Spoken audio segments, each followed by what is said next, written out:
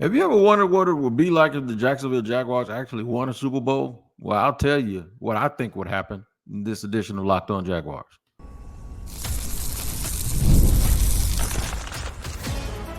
You are Locked On Jaguars, your daily Jacksonville Jaguars podcast.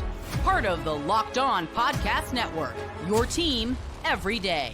You heard what she said. It is your team every day here on Locked On Jaguars, and we thank you for making us your first listen. I'm going to direct you now to where you can find the podcast. One of them is on YouTube. That's right. If you want to watch the podcast, go to Locked On Jaguars. Make sure you tap in, hit that like button, hit the subscribe button. I'm going to tell you again, hit the like button. I'm going to look dead in the camera and tell you, hit the like button.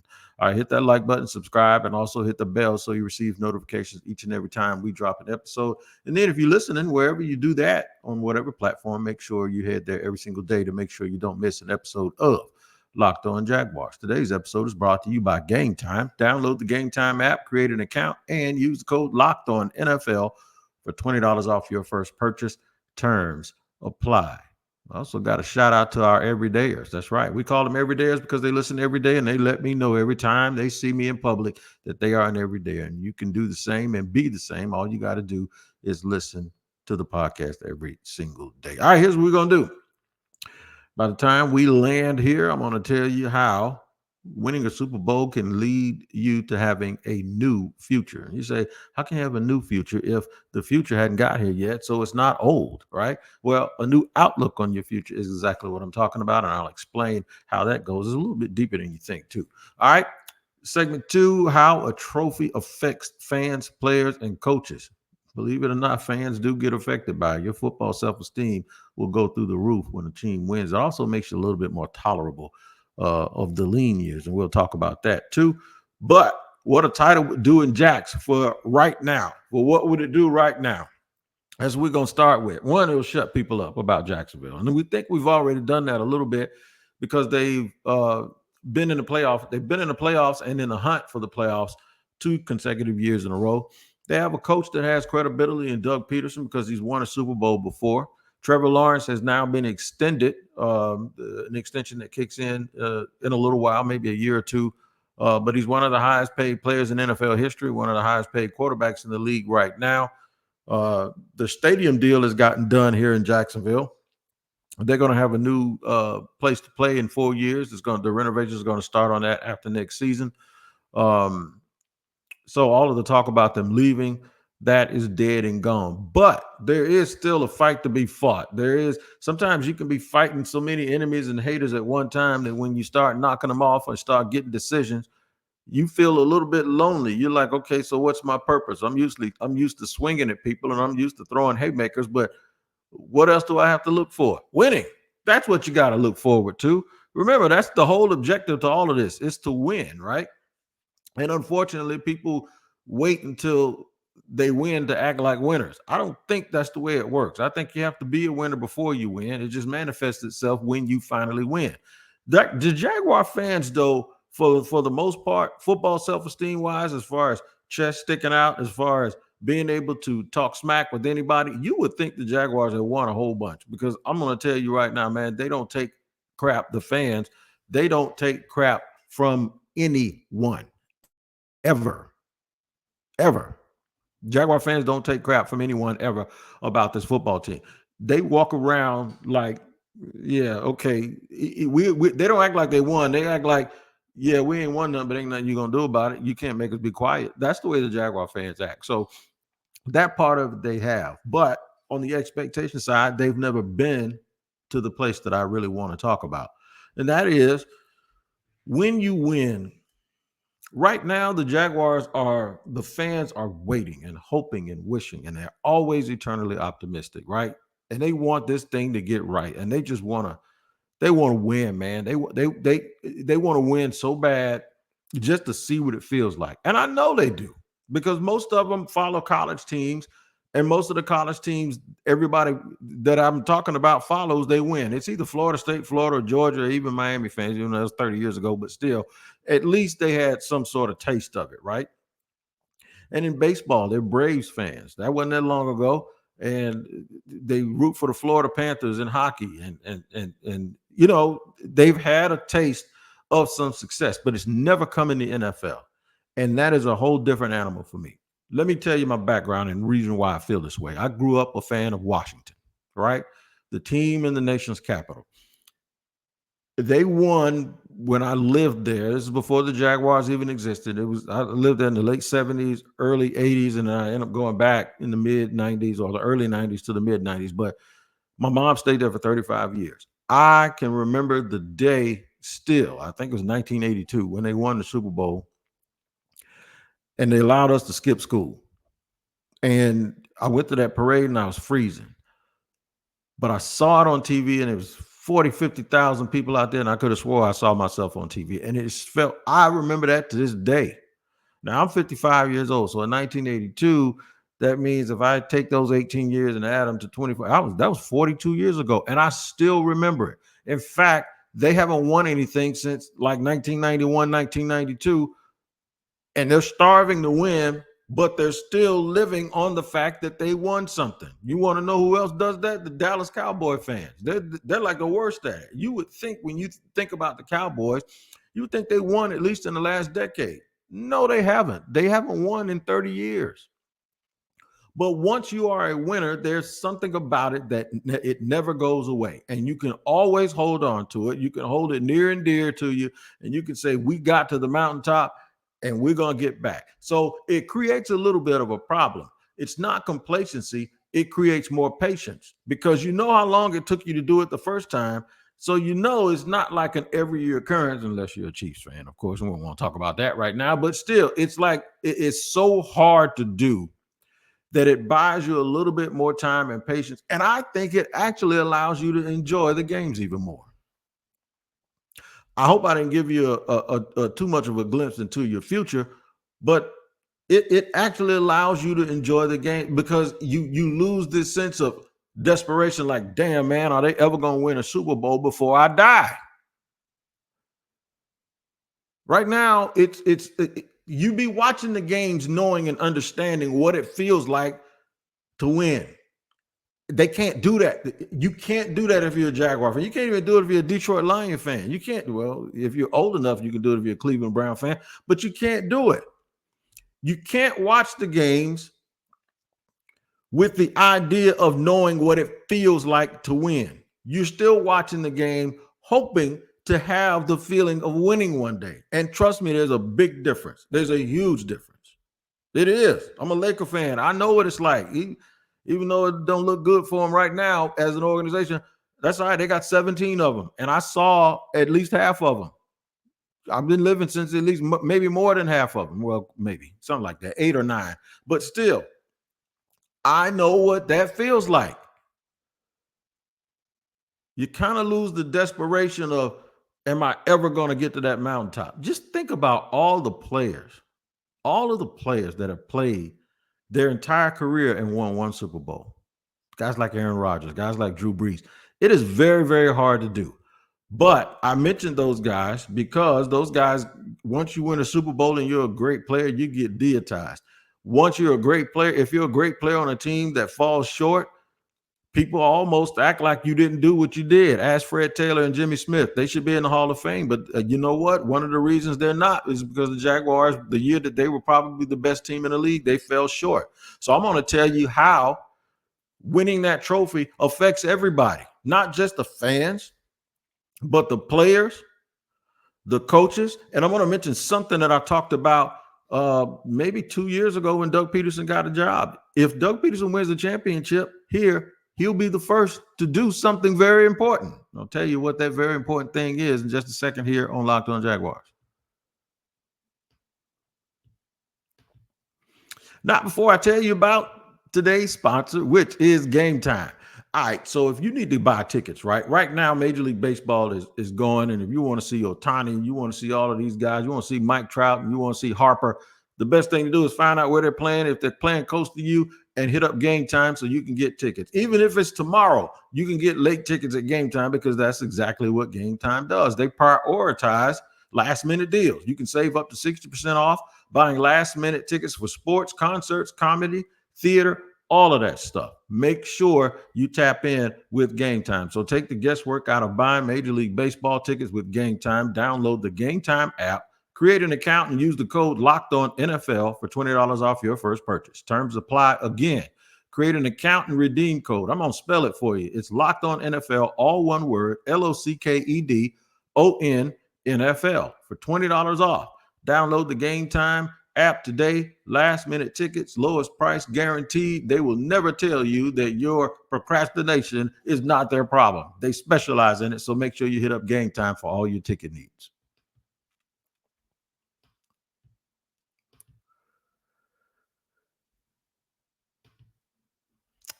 Second segment here on Locked On Jaguars, where it's your team every day. And we always say thank you for making us your first listen. Make sure you go to the YouTube page. Please hit the like button. I'll tell you that again. I'm going to say it. Hit that like button. All right. So we're talking about things that could ever happen. And I thought about this because I was listening to my man Kendrick Lamar this weekend. And in one of the songs, he says, have you ever played? Have you ever? Okay, let's play. Have you ever? And what I thought about was, have you ever imagined what it would be like in this city if they win a Super Bowl? I am not just talking about a parade. I am not just talking about how happy you'll be that Sunday night at 9:00. I am not talking about how insufferable, in a positive way from my perspective, but how insufferable a lot of people that I know that are Jaguar fans would absolutely be on social media. I get it. I cannot tell you how it would feel to look on TV and see all of these dudes that every time they mention the Jaguars name, they look like they were sucking a rotten lemon. I want to see their faces when the Jaguars finally win it, right? You notice I said when and not if. I'm not going to sit there and tell you I know when that's going to be, but I think they're putting themselves in a good position to have a chance, and you need to be in the theater in order to see the show, right? So I'm really sitting here thinking to myself, if they did it, it would mean some pretty special things for some different people. One of them is Doug Peterson, and I talked about this when Doug Peterson was hired. And I had to do the research and make sure. Doug Peterson, if he wins the Super Bowl here in Jacksonville, will be the first NFL coach in history to win a Super Bowl as a head coach with two different teams. You got it. Mike Holmgren didn't do it in Seattle. Nope. Jimmy Johnson didn't do it in Miami. Pete Carroll never did it before he got to Seattle. All right? So you try to think about all the coaches. Bill Belichick was an assistant. Tom Coughlin didn't do it here when he was with us. He did it in New York, but he was an assistant with Parcells, who has never done it outside of New England. There's never been a head coach to win a Super Bowl with two different teams. So Doug Peterson will go from a Super Bowl coach who won a Super Bowl with Nick Foles as his quarterback, who got fired within 3 years. He'll go from that. The alternative to him winning the Super Bowl is the Jaguars having a bad season and then Doug Peterson being the Super Bowl coach who got fired twice, right?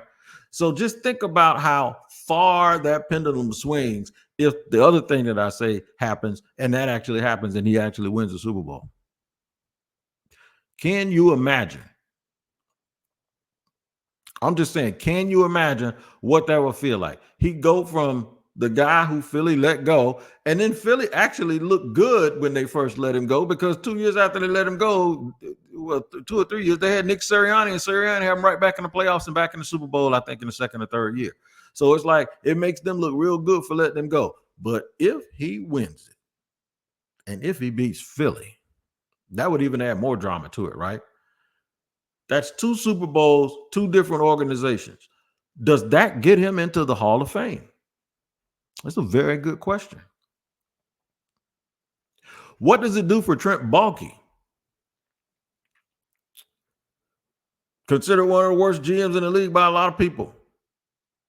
I don't know if I ever said that, but if y'all think I said it, then I might have. 50 Cent said, if y'all say he said it, he said it. I probably felt it on multiple occasions.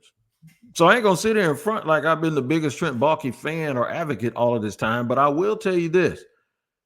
If he wins the Super Bowl, he shuts me up. He shuts everybody up. He shuts all of those people that made all of his success in San Francisco all about Jim Harbaugh. In fact, they gave Baalke credit for not keeping the team together. They blamed him for all of that stuff. It changes. The reason why I think it's important for us to understand how winning changes everything, Trevor Lawrence would be viewed differently.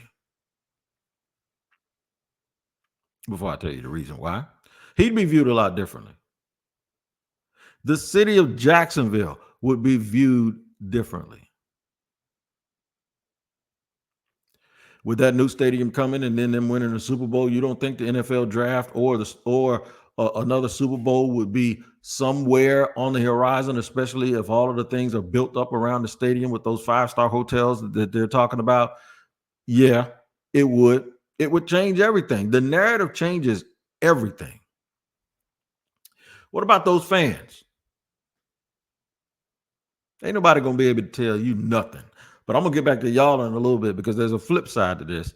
And I don't want you to think that everything's going to be sweet. We're going to talk about that in segment 3, but I'm going to finish this segment first. But it's not all sweet now. I've seen it as a Laker fan, as a Yankee fan, as somebody who followed Washington.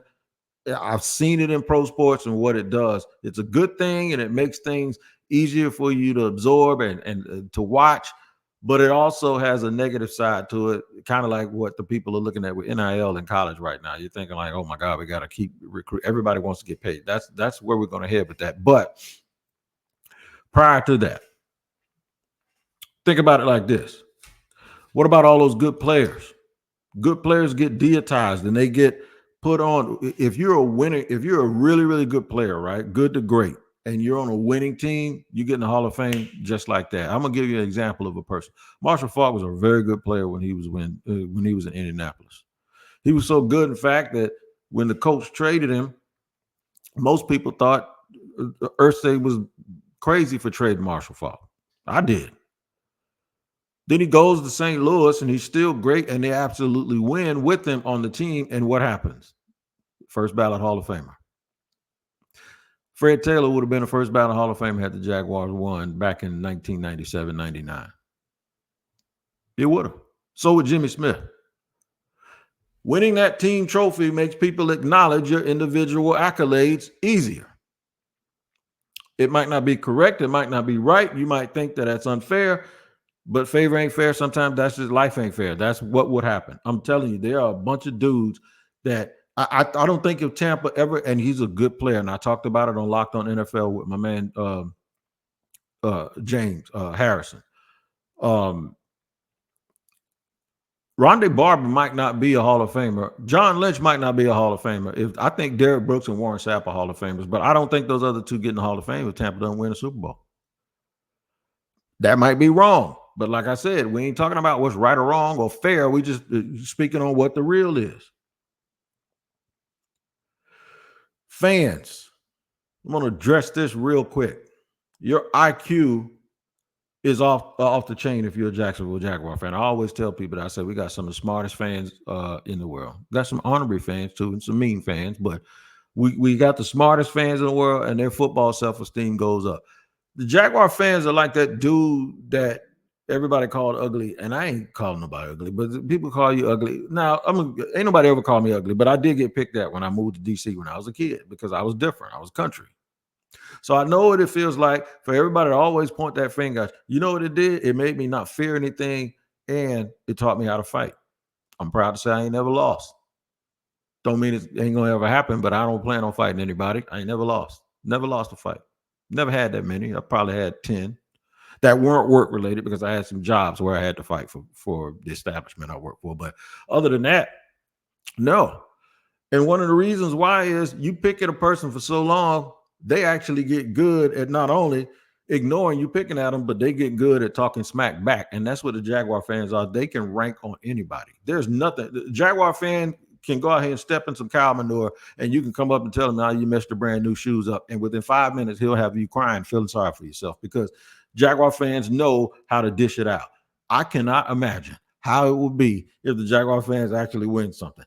You talk about insufferable? Yeah, they will be. But guess what I'm going to tell you about? I'm going to tell you what having that new outlook on the future means for your team. And sometimes it can absolutely drive you crazy. We're going to talk about that in segment 3, but not before I let you know that if you're watching Fox Sports or ESPN on your TV all day and have to turn down the volume with all the shouting, make the switch to Locked On Sports Today, your free 24/7 sports streaming channel.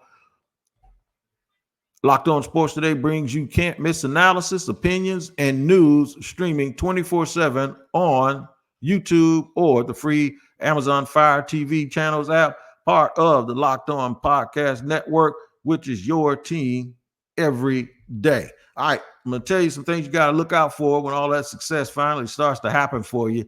If you are a Jaguar fan, I'll let you know how that can get on your nerves too. We'll do it in just a second here on Locked On Jaguars.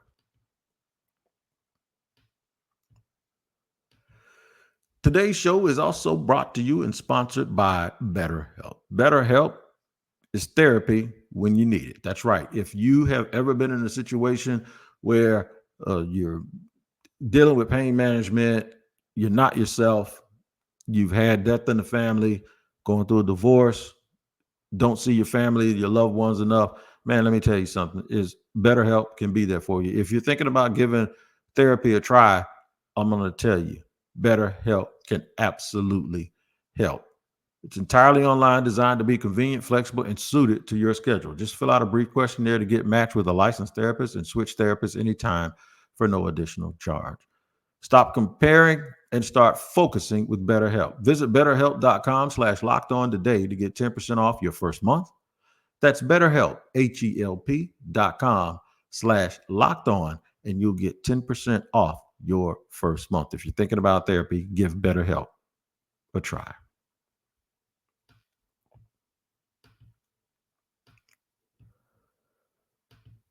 All right, third and final segment here on Locked On Jaguars, where it's your team every day, and we thank you for making us your first listen. We basically have been playing a little bit of Have You Ever today. That's right. Word to Kendrick Lamar. Have you ever wondered what it would be like if the Jacksonville Jaguars won a Super Bowl? It'll be absolute euphoria. Euphoria. But I tell you something that it does, it makes you, I wouldn't say less passionate, or I wouldn't say it makes you, I think it makes you more passionate. I think it makes you less desperate, and it makes you a little bit more understanding for the process, because you know how long it absolutely takes in order for a team to win.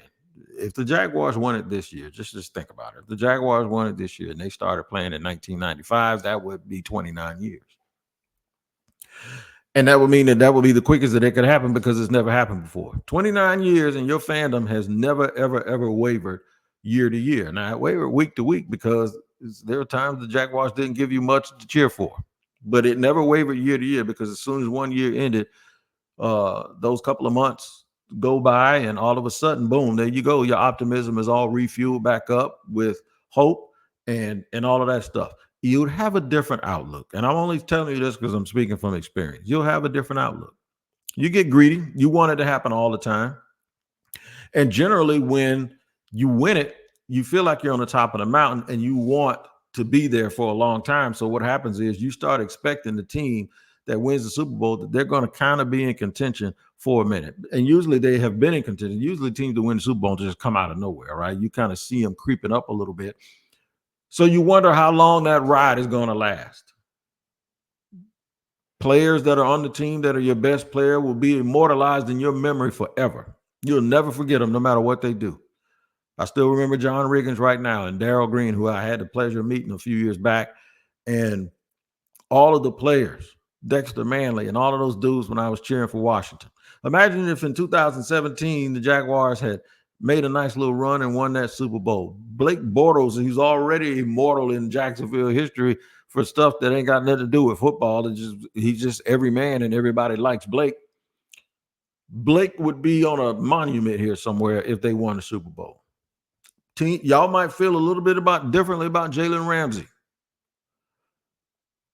Well, maybe not, but still, you also might feel a little bit differently about him, because you say, well, at least we got a championship. All of the dudes that were here in 2017 that are no longer here or no longer playing anymore, like AJ Bouye, it's like you bring those names up and it's like, oh yeah, he was a good player. No, he would be considered like a player that you would be etched in your mind and your memory and your consciousness for a long time, kind of like Joel Smingy and Tom McManus and all of those dudes never won anything, but for some reason fans hold on to it and because they remember that those teams consistently had a chance when they were playing for Tom Coughlin back in the day. Now, go from just being a contender and having a chance over a 3 or 4 year period to actually being a champion and winning. You hold those guys a little bit closer to you. That's what you do. You remember even the backups on those teams. That's what you do. But the thing here that I got to warn you against is it won't take your passion away. It won't take your desperation to win away. But after a while, you know what? If the team hits hard times a little bit, you got so much fuel in reserves, so much fandom in your reserve tank, you'll put up with a little bit of the lean years. Only because you know that you've been to where you hope to get back to. You'll put up with the lean years a little bit. Even if it's from Doug. Like if they win and then they all of a sudden get bad, you won't be like Philly and want to run him out of here. You'd be sitting there thinking the whole time, I trust him because he took us there before. It's going to change your outlook. So does it make you less passionate? No, it just makes you a little bit more kind of like when you're a father or a parent, you're on your kids, you're hard on them because you're teaching them, right? When you're a grandparent, you see them do something mischievous, you smile a little bit and say, oh, it ain't that bad. It gives you a little bit more of a calm way and an unflappable way of looking at sports. It'll be all right. It ain't the end of the world. Now, this does not apply in college football. I just saw Nick Saban. I got a monitor over here. I saw Nick Saban's under pressure every single year to win a championship. College football is its own different animal. We'll leave that over there. But in the NFL, there's so much patience that people who have won stuff have. The Cowboy fans are I keep using them as an example because they're patient. Matter of fact, Cowboys fans will make you think that they have still been winning all these years. That's just how that goes. Once you get winning in your system, you have a different outlook on sports. So you'd have to get used to your new future. So what I mean by a new future is this. Your new future way of looking at football would be a little bit less critical, a little bit less cynical, a little bit less, oh, the whole world is falling apart, a little bit less, woe is me. This is that. No, it'll just make you a fan. You sit there like you'll be sitting there like a Pittsburgh Steelers fan every week. Like, come on, man. I know y'all can do it. We'll try again next time. But we're gonna get back there one day because those trophies seem, even though they have one single year on them, to me, it represents an entire time period. That trophy will have a 35-year timestamp on it if the Jaguars win it, and it's only one.